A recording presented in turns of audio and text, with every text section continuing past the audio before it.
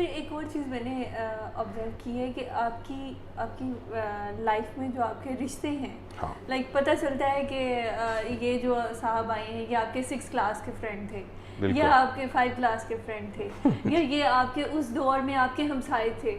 आप बताते हैं कि ये मेरी बहन पैदा हुई थी तो इस वक्त ये मेरे हमसाए थे। हाँ तो इस तरह के लोग जब मिलते हैं तो वो मुझे बहुत उससे इंस्पिरेशन मिलती है कि इतने पुराने रिश्ते भी जो है वो संभाले शुक्र जा है अल्लाह सकते का, हैं। शुक्र है तो अल्लाह सर वो आप हमें क्या कहेंगे कि हम अपने अंदर ऐसा क्या पैदा करें, क्या क्वालिटीज़ हमारे अंदर होनी चाहिए जिससे हमारे रिश्ते इतने लॉन्ग लास्टिंग हो जाए, इतने अरसे तक हमारे रिश्ते इतने खूबसूरत रह जाए जैसे आपके देखिए, रिश्तों को बचाने के लिए आपको हमेशा कुर्बानी देनी पड़ती है।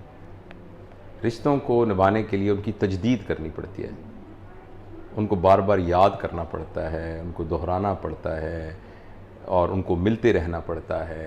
मेरे एक दोस्त हैं, वो हैं प्रोफेसर बख्शी, हिंदुस्तान में हैं। तो मेरे दोस्त बन गए, वो अपना बहुत बड़े सर्जन हैं, इंडियन एसोसिएशन ऑफ सर्जरी के वो प्रेसिडेंट रहे।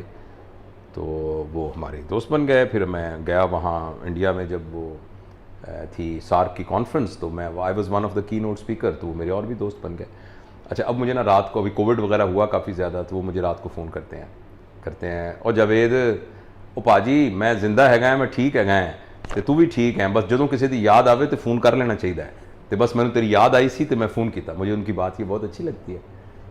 तो उनका बेटा है तनवीर बख्शी, उसका नाम है, और बेगम है उनकी सबरीन, वो गायनोकोलॉजिस्ट हैं। अब वो मेरे वो वहाँ दोस्त हैं, तो वो ना मुझे याद कराते रहते हैं, कहते हैं ओ जावेद ओ यार तेन मैंने तेरी याद आई सी तो मैं क्या तेन मैं फ़ोन कर लूँगा। तो जिसकी याद आए उसे फ़ोन करते रहना चाहिए, उससे मिलते रहना चाहिए, खैर खैरियत पूछती रहनी चाहिए, तो उनसे ताल्लुक़ निभा के, और जो है ना रिश्तों के लिए कुर्बानी देनी पड़ती है, और रिश्ते ही आपका सबसे बड़ा सरमाया होता है।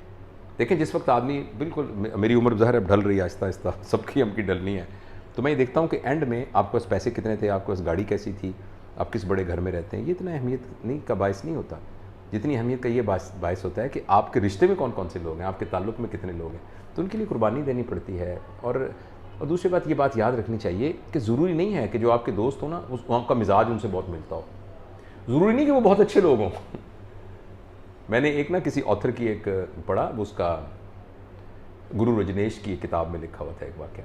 उसने कहा, जिक्र किया इस बात को, अंग्रेज़ी में लिखा हुआ था, मैं उर्दू में कोशिश करता हूँ ट्रांसलेट में, कि वो मेरे दोस्त थे, वो वहाँ रहते थे, उनकी दाढ़ी हमेशा उलझी रहती थी, उनके कपड़े मैले रहते थे, वो पान खाते थे, पान की वजह से उनकी ये यहाँ से ना बाल जो हैं वो हमेशा रंगीन रहते, उनके मुंह से बदबू आती थी, और वो ना गंदे रहते थे बहुत ज़्यादा, बाज़ का गुफ्तगू भी अच्छी नहीं करते थे। आगे उन्होंने लिखा है, I could never like him but I loved him. मेरी बात समझे ना, I could never like him but I always loved him. तो ये दो डिफरेंट बातें हैं। एक बंदे में खूबियाँ होना, उन खूबियों की वजह से उसको अच्छा समझ के मैं उसके साथ लगा हुआ हूँ, ये और बात है। एक आदमी मेरा है, वो मेरा है, वो जैसा भी है वो मेरा है, वो एज अ पैकेज मेरा है। रिश्ते इस तरह निभते हैं, रिश्ते इस बुनियाद पर नहीं निभते कि उसने मेरे साथ अच्छा सलूक किया मैं भी अच्छा सलूक करूँ। ये कारोबार हो गया ना, कि आपने मुझे बिज़नेस दिया मैं भी आपको बिज़नेस देता हूँ। रिश्ते इस बात पे निभते हैं कि उसके साथ मेरा रिश्ता वो जैसा भी है मेरा है। अगर उसके अंदर गलती भी है तो कोई बात नहीं, मैं उस पर बहुत नाराज़ होता हूँ, तुम गलती है तुम्हारे अंदर, मैं उसके तो आर्गू भी करता हूँ, मगर आर्गू करते हुए भी मैं अपने मोहब्बत के उस दामन को उससे नहीं छोड़ता।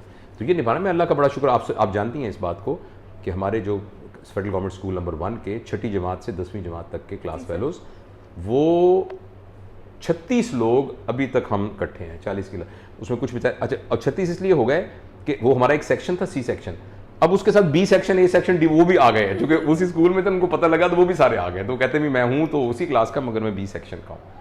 तो हम मिलते हैं जब इस्लामाबाद, मैंने अपने चैनल के ऊपर भी उसकी बहुत सी देखी थी सर। और वहाँ हमने ये कहा कि एक दूसरे को, वहाँ वो एक ब्रिगेडियर साहब हैं और एक पता नहीं क्या साहब हैं, तो हम कहते हैं लेकिन बुलाना निक नेम से है, माजे डबल डेंजरस। तो ये sir thank you so much sir, आपने इतना कुछ बताया और मुझे बहुत मज़ा आया है, और इंशाल्लाह हमें एक दफ़ा फिर हम बात करेंगे ऐसे। और ज़िंदगी मिली है एक मर्तबा, और ये जो एक सांस है ना, ये मुकम्मल ज़िंदगी है। अब इस एक सांस के अंदर ही सारे दुख, सारे सुख, सारी अजियतें, सारे प्लेजर, सारा सुकून, सारा चैन, सारा ईमान, सारी बेईमानी, वो सारी इसी सांस के अंदर ही हमने गुजारनी है। तो एक ज़िंदगी सांसों का इनाम है, तो हर सांस के अंदर ज़िंदगी भरपूर तरीके से हमारे अंदर अब्जॉर्ब हो और हम उसको कंज्यूम करें। ये हमने कंज्यूम किया ज़िंदगी को, बस ये हमारी ज़िंदगी अच्छी गुजर गई।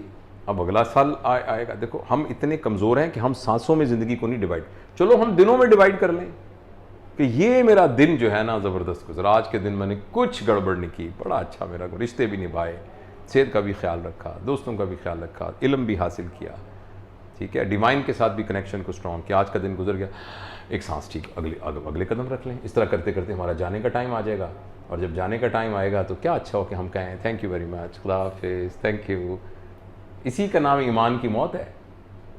अवेयरनेस की मौत का नाम ईमान की मौत है। आप जानते हुए जाने, ज़ाहिर जब आप जब पता है कि आप जा रहे हैं तो कैसे आपका कनेक्शन जो है वो डिवाइन के साथ नहीं होगा स्ट्रॉन्ग, और तो आप इस तरह करके जाएं, खुदा हाफिज़, thank you, very good, okay, see you. तो इस तरह करके दुनिया से जाएं। बस इसी का नाम ईमान की ज़िंदगी है, और इसी का नाम जो है एक अच्छी ज़िंदगी है। थैंक यू अब रोने ना लग जाना। Thank you sir, thank you so much. Thank you.